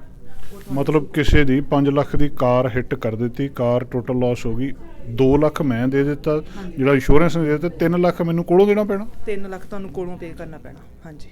ਉਹਲੇ ਤੁਸੀਂ ਲਾਇਬਲ ਆ, ਤੁਸੀਂ ਤੁਹਾਡੇ ਕੋਲ ਪ੍ਰੋਪਰ ਕਵਰੇਜ ਹੈ ਨਹੀਂ ਸੀ, ਪਰ ਤੁਹਾਡੀ ਗਲਤੀ ਦੇ ਨਾਲ ਐਕਸੀਡੈਂਟ ਹੋਇਆ, ਸੋ ਉਹਦੇ ਤੁਸੀਂ ਜ਼ਿੰਮੇਵਾਰ ਆ। ਸੋ ਉਹ ਤੁਹਾਨੂੰ ਸੂ ਕਰੂਗਾ, ICBC ਨੇ ਤੁਹਾਨੂੰ ਲਾਇਬਲ ਪਾਉਣਾ ਉਹਦੇ। ਮੰਨ ਲਓ ਕਿਸੇ ਦੀ ਕਾਰ ਸਸਤੀ ਸੀ, ਵੀ ਕਾਰ 40-50 ਹਜ਼ਾਰ ਦੀ ਸੀਗੀ, ਬੰਦਾ ਵਕੀਲ ਜਾਂ ਡਾਕਟਰ ਸੀਗਾ ਵੀ $20-30 ਹਜ਼ਾਰ ਮਹੀਨੇ ਦਾ ਕਮਾਉਂਦਾ, ਉਹਦੀ ਜੇ ਉਹ ਘਰ ਬੈਠ ਗਿਆ 3 ਮਹੀਨੇ, ਉਹ ਖਰਚਾ ਵੀ ਮੈਨੂੰ ਦੇਣਾ ਪਊ? ਹਾਂਜੀ, ਜਿੰਨੀ ਵੇਜ ਲਾਸ ਆ ਉਹ ਸਾਰੀਆਂ ਉਹ ਥਰਡ ਪਾਰਟੀ ਲਾਇਬਿਲਿਟੀ ਤੋਂ ਜਾਂਦੀਆਂ। ਜੇ ਹੁਣ ਬੰਦਾ ਪਰਮਾਨੈਂਟ ਡਿਸੇਬਲ ਹੋ ਗਿਆ ਜਾਂ 2 ਸਾਲ ਉਹ ਕੰਮ 'ਤੇ ਨਹੀਂ ਜਾ ਪਾਇਆ because of that accident, right, ਉਹ ਜਿਹੜੇ ਐਕਸਪੈਂਸਿਸ ਐਡਸ ਅਪ ਸੋ ਕੁਇਕ। ਸੋ ਉਹਦੇ ਲਈ ਤੁਹਾਨੂੰ proper liability the coverage have to ਲੈਣੀ ਚਾਹੀਦੀ ਹੈ। 2 ਲੱਖ ਨਾਲ ਕਦੀ ਵੀ ਨਾ ਲਵੋ, ਅਸੀਂ ਕਦੀ ਰਿਕਮੈਂਡ ਨਹੀਂ ਕਰਦੇ ਵੀ 2 ਲੱਖ ਨਾਲ ਕਦੀ ਵੀ ਰੋਡ 'ਤੇ ਤੁਸੀਂ ਕਾਰ ਚਲਾਓ। ਤੇ ਮੰਨ ਲਓ ਮੈਂ 2 ਲੱਖ ਦੀ ਨਹੀਂ ਲੈਂਦਾ, ਮੈਂ 1 ਮਿਲੀਅਨ ਦੀ ਲੈ ਲੈਣਾ ਜਾਂ ਮੈਂ 2 ਮਿਲੀਅਨ ਦੀ ਕਵਰੇਜ ਲੈ ਲੈਣਾ, ਮੈਨੂੰ ਮਹੀਨੇ ਦਾ ਫਰਕ ਕਿੰਨਾ ਕੁ ਪੈਂਦਾ ਪੇ ਕਰਨ 'ਚ? ਸੋ ਇਹ ਡਿਪੈਂਡ ਆ ਕੌਣ ਚਲਾਉਂਦਾ ਆ, ਕਿਹੜਾ ਡਰਾਈਵਰ ਹੈਗਾ ਆ, ਸੋ ਉਹਦੇ ਹਿਸਾਬ ਨਾਲ ICBC ਰੇਟਿੰਗ ਲਾਉਂਦੀ ਆ। ਬਟ ਜੇ ਜਨਰਲ ਐਵਰੇਜ ਆਪਾਂ ਕਹਿ ਸਕਦੇ ਹਾਂ ਵੀ ਅਰਾਊਂਡ $10 ਮੰਥਲੀ ਦਾ ਫਰਕ ਪੈਂਦਾ ਤੁਹਾਡਾ ਔਨ ਦਾ ਪੋਲਿਸੀ। ਮਤਲਬ ਸਿਰਫ $10 ਨਾਲ ਤੁਸੀਂ 2 ਲੱਖ ਤੋਂ ਮਿਲੀਅਨ ਜਾਂ 2 ਮਿਲੀਅਨ ਤੇ ਪਹੁੰਚ ਜਾਂਦੇ ਹੋ। ਹਾਂਜੀ, ਸੋ 1 million 2 million basically 85% people 3 million ਤੋਂ 5 ਮਿਲੀਅਨ ਲੈਂਦੇ ਹੈਗੇ ਆ। ਸੋ ਆਪਾਂ ਨੂੰ 3 ਮਿਲੀਅਨ ਲੌਂਗ ਜਿੰਨਾ ਜ਼ਿਆਦਾ ਲਓਗੇ ਵੈਸੇ ਉਨਾ ਵਧੀਆ ਹੈਗਾ ਆ। ਤੇ ਜੇ ਮੰਨ ਲਓ ਇੱਦਾਂ ਦਾ ਕੁਝ ਵਾਪਰ ਗਿਆ ਉਹਦੇ ਤੋਂ ਬਾਅਦ ਮੇਰਾ ਇੰਸ਼ੋਰੈਂਸ ਵੱਧ ਜਾਂਦਾ? ਹਾਂਜੀ, ਸੋ ਇਹ ਅਨਦਰ ਫੈਕਟਰ ਹੈ ਵੀ ਜੇ ਹੁਣ ਮੇਰੇ ਫਾਲਟ ਦੇ ਕਰਕੇ ਮੈਂ ਐਕਸੀਡੈਂਟ ਹੋਇਆ ਹੈ, ICBC ਰੇਟਿੰਗ ਉਸ ਹਿਸਾਬ ਨਾਲ ਕਰਦੀ ਹੈ। ਤੁਸੀਂ ਗੁੱਡ ਡਰਾਈਵਰ ਹੈ ਤੁਹਾਨੂੰ ਜ਼ਿਆਦਾ ਡਿਸਕਾਊਂਟ ਦਿੰਦੇ ਆ। ICBC ਕੀ ਐਵਰੀ ਕੰਪਨੀ ਦੇ ਗੋ ਵਿਦ ਲਾਈਕ ਦੈਟ। ਸੋ ਜੇ ਤੁਹਾਡਾ ਹੁਣ ਇੱਕ ਐਕਸੀਡੈਂਟ ਹੋ ਗਿਆ ਆ, ਸੋ ਇਹਦੇ ਵਿੱਚ ਵੀ ICBC ਦੇ ਕਈ ਕ੍ਰਾਈਟੇਰੀਆ ਹੈਗੇ ਆ। ਜੇ ਤਾਂ ਹੁਣ ਲੈਸੇ ਤੁਹਾਡੇ ਕੋਲ 20 ਸਾਲ ਤੱਕ ਡਰਾਈਵਿੰਗ ਚਲਾਉਂਦੇ, ਤੁਸੀਂ BC ਦੇ ਵਿੱਚ 20 ਸਾਲ ਹੋ ਗਏ ਤੁਹਾਨੂੰ ਚਲਾਉਂਦੇ, ਪਰ ਤੁਹਾਡਾ ਕੋਈ ਐਕਸੀਡੈਂਟ ਲਾਸਟ 10 ਸਾਲਾਂ 'ਚ ਨਹੀਂ ਹੋਇਆ, ਫਿਰ in that case that accident is forgiven, so that we know ਮਾਫ ਹੋ ਗਿਆ ਤੁਹਾਡਾ। ਪਰ ਜੇ ਤੁਸੀਂ ਓਨਲੀ ਹਲੇ 10 ਸਾਲ ਹੀ ਹੋਏ ਆ ਰਾਈਟ ਲਾਇਸੈਂਸ ਲੈਣ ਨੂੰ, ਤੁਹਾਡਾ ਐਕਸੀਡੈਂਟ ਹੋ ਗਿਆ, so you are gone 10 years behind। 10 ਸਾਲ ਦਾ ਡਿਸਕਾਊਂਟ ਤੁਹਾਡਾ ਉੱਡ ਜਾਂਦਾ ਇੱਕ ਕਲੇਮ ਨਾਲ। ਅੱਛਾ, ਇੱਕ ਇਹ ਦੱਸਿਓ ਕਿ ਮੰਨ ਲਓ ਜਿਹੜਾ ਉਹ ਇੰਸ਼ੋਰੈਂਸ ਮੈਂ ਲਿਆ ਉਹ ਮੇਰੇ ਨਾਂ ਤੇ ਆ ਤੇ ਮੇਰੇ ਘਰ ਦਾ ਕੋਈ ਹੋਰ ਉਹ ਕਾਰ ਚਲਾ ਸਕਦਾ? ਹਾਂਜੀ, ਇਹ ਵੈਰੀ ਇੰਪੋਰਟੈਂਟ ਹੈ। ਹੁਣ ICBC ਦੇ ਨਵੇਂ ਰੂਲ ਦੇ ਵਿੱਚ ਜਿੰਨੇ ਵੀ ਡਰਾਈਵਰ ਹੈਗੇ ਆ ਪੋਲਿਸੀ 'ਤੇ ਡਿਕਲੇਅਰ ਕਰਨਾ ਮਸਟ ਹੈਗੇ ਆ। ਜੇ ਘਰ ਦੇ ਵਿੱਚ ਸੇਮ ਹਾਊਸ ਹੋਲਡ ਮੈਂਬਰ ਕਾਰ ਤੁਹਾਡੀ ਚਲਾ ਰਿਹਾ ਜਾਂ ਸ਼ੇਅਰ ਕਰ ਰਿਹਾ ਹੈਗਾ ਅਤੇ ਤੁਸੀਂ ਉਹਨੂੰ ਉਹ ਹੋਰ ਨਹੀਂ ਕੋਈ ਉਹਨੂੰ ਸਾਰਿਆਂ ਨੂੰ ਡਿਕਲੇਅਰ ਕਰਨਾ ਪੈਣਾ। ਸਾਰੇ ਡਰਾਈਵਰ ਡਿਕਲੇਅਰ ਕਰਨੇ ਪੈਣੇ ਆ। ਜੇ ਉਹ ਬੰਦਾ ਜਿਹੜਾ ਨਹੀਂ ਡਿਕਲੇਅਰ ਕੀਤਾ ਹੋਇਆ ਸੀਗਾ, ਤੁਸੀਂ ਉਹ ਐਕਸੀਡੈਂਟ ਕਰ ਦਿੰਦਾ ਆ, then that claim will be subject for penalties. ICBC 5500 ਜਾਂ 15 ਟਾਈਮ ਮੋਰ ਜਿਹੜਾ ਤੁਸੀਂ ਉਹਨੂੰ ਡਿਕਲੇਅਰ ਕਰਕੇ ਤੁਹਾਡਾ ਪ੍ਰੀਮੀਅਮ ਬਣਨਾ ਸੀਗਾ, 15 ਮੋਰ ਟਾਈਮ ਪ੍ਰੀਮੀਅਮ ਦੇਣਾ ਪੈਣਾ ਜਾਂ ਅਪ ਟੂ 55% ਤੁਹਾਨੂੰ ਪੈਨਲਟੀ ਪਾਉਂਦੇ ਆ। ਪਰ ਉਹ ਕਹਿੰਦੇ ਤੁਸੀਂ ਮਹੀਨੇ 'ਚ ਇੱਕ ਦਿਨ ਚਲਾ ਸਕਦੇ ਹੋ, ਤੇ ਜਦੋਂ ਮੰਨ ਲਓ ਇਦਾਂ ਦਾ ਕੁਝ ਹੋ ਜੇ, ਬੰਦਾ ਕਹਿ ਦੇ ਮੈਂ ਅੱਜ ਹੀ ਚਲਾਈ ਸੀ। ਜਿਹੜਾ ਹਾਊਸ ਹੋਲਡ ਮੈਂਬਰ ਹੈ ਨਾ, ਇੱਕ ਦਿਨ ਵੀ ਡਰਾਈਵਰ ਸੀਟ 'ਤੇ ਨਹੀਂ ਬੈਠ ਸਕਦਾ, ਉਹਨੂੰ ਐਗਜ਼ੈਂਪਸ਼ਨ ਨਹੀਂ ਹੈਗੀ। ਉਹ ਜਿਹੜੀ 12 ਡੇ ਵਾਲੀ ਐਗਜ਼ੈਂਪਸ਼ਨ ਹੈ ਉਹ ਓਨਲੀ ਆ ਜੇ ਕੋਈ ਤੁਹਾਡਾ ਨਾਟ ਹਾਊਸ ਹੋਲਡ ਮੈਂਬਰ ਲਾਈਕ ਕੋਈ ਫਰੈਂਡ ਰਿਲੇਟਿਵ ਜਿਹੜਾ ਤੁਹਾਡੇ ਸੇਮ ਐਡਰੈਸ 'ਤੇ ਨਹੀਂ ਰਹਿੰਦਾ, ਉਹ ਕਾਰ ਤੁਹਾਡੀ ਬੋਰੋ ਕਰਕੇ ਲੈ ਜਾਂਦਾ। ਉਹਦੇ ਲਈ ਪ੍ਰਿਵਿਲੇਜ ਹੈਗੀ ਆ ਵੀ ਤੁਸੀਂ ਵਨਸ ਅ ਮੰਥ ਇੱਕ ਵਾਰੀ ਬੋਰੋ ਕਰ ਲਈ ਰਾਈਟ, ਜਾਂ ਇਹ ਇੱਕ ਈਅਰ ਦੇ ਵਿੱਚ ਇੱਕ ਵੀਕ ਲਈ ਕੋਈ ਬੋਰੋ ਕਰਕੇ ਲੈ ਗਿਆ, so that 12 days maximum for 1 year counts. But ਜੇ ਤੁਹਾਡਾ ਹਾਊਸ ਹੋਲਡ ਮੈਂਬਰ ਜੋ ਸਨ ਡਾਟਰ ਤੁਹਾਡੀ ਕਾਰ ਸ਼ੇਅਰ ਕਰ ਰਹੀ ਆ, ਉਹਨੂੰ ਪੋਲਿਸੀ ਦੇ ਵਿੱਚ ਡਿਕਲੇਅਰ ਕਰਨਾ ਮਸਟ ਹੈਗਾ। ਜੇ ਉਹ ਸਨ ਨੇ ਐਕਸੀਡੈਂਟ ਕਰ ਦਿੱਤਾ ਜਾਂ ਡਾਟਰ ਨੇ ਐਕਸੀਡੈਂਟ ਕਰਤਾ, then you will be paying a big amount money to ICBC। ਆਮ ਤੌਰ 'ਤੇ ਕਿਹੜੀ ਗੱਲ ਦਾ ਖਿਆਲ ਰੱਖਣਾ ਚਾਹੀਦਾ? ਹੋਰ ਆਖਰ ਦੇ ਵਿੱਚ ਸਾਨੂੰ ਕੁਝ ਦੱਸਿਓ ਜਦੋਂ ਇੰਸ਼ੋਰੈਂਸ ਲੈਂਦੇ ਹਾਂ ਆਪਾਂ।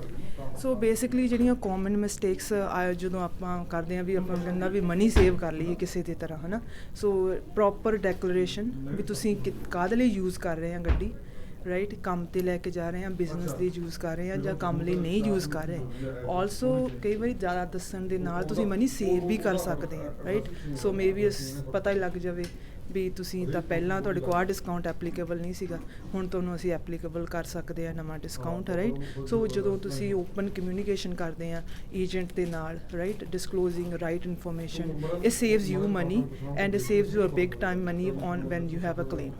Thank you very much. You welcome ji. ਦੋਸਤੋ, ਬਹੁਤ ਹੀ ਕੰਮ ਦੀ ਗੱਲ ਜਿਹੜੀ ਸਾਨੂੰ ਸਮਝ ਆਉਣੀ ਚਾਹੀਦੀ ਹੈ ਕਿ ਜਦੋਂ ਐਕਸੀਡੈਂਟ ਹੁੰਦਾ ਸਾਰਾ ਖਰਚਾ ਇੰਸ਼ੋਰੈਂਸ ਦੇ ਸਿਰ ਪੈਂਦਾ, ਤੇ ਜੇ ਇੰਸ਼ੋਰੈਂਸ ਘੱਟ ਆ ਫਿਰ ਉਹ ਤੁਹਾਡੇ 'ਤੇ ਪੈ ਜਾਊਗਾ। ਔਰ ਜਿਹੜਾ ਜਿੱਦਾਂ ਇਹਨਾਂ ਨੇ ਦੱਸਿਆ, ਭਾਵੇਂ ਕਿ ਡਰਾਈਵਰ ਦੇ ਰੈਕਡ ਦੇ ਉੱਤੇ ਡਿਪੈਂਡ ਕਰਦਾ, ਪਰ $10 ਮਹੀਨੇ ਦੇ ਫਰਕ ਦੇ ਨਾਲ ਤੁਸੀਂ ਬਹੁਤ ਜ਼ਿਆਦਾ ਸਿਕਿਉਰ ਹੋ ਜਾਂਦੇ ਹੋ। ਇੰਸ਼ੋਰੈਂਸ ਲੈਣ ਵੇਲੇ ਇਹਨਾਂ ਗੱਲਾਂ ਦਾ ਖਿਆਲ ਰੱਖਿਆ ਜਾਣਾ ਚਾਹੀਦਾ। ਕੋਈ ਵੀ ਸਵਾਲ ਆ AMC ਇੰਸ਼ੋਰੈਂਸ ਨਾਲ ਤੁਸੀਂ ਕੰਟੈਕਟ ਕਰ ਸਕਦੇ ਹੋ। ਕੈਮਰਾਮੈਨ ਅਮਿਤ ਪਨੇਸਰ ਨਾਲ, ਜਿਸ ਕਾਰਨ ਚੈਨਲ ਪੰਜਾਬੀ ਸਰੀ। ਸਾਡਾ ਹਰ ਇੱਕ ਪ੍ਰੋਗਰਾਮ ਵੇਖਣ ਤੇ ਸਾਡੇ ਨਾਲ ਜੁੜਨ ਲਈ ਸਬਸਕ੍ਰਾਈਬ ਕਰੋ ਚੈਨਲ ਪੰਜਾਬੀ ਤੇ ਨੋਟੀਫਿਕੇਸ਼ਨ ਲਈ ਬੈਲ ਆਈਕਨ ਵਾਲੇ ਬਟਨ ਤੇ ਕਲਿੱਕ ਕਰੋ।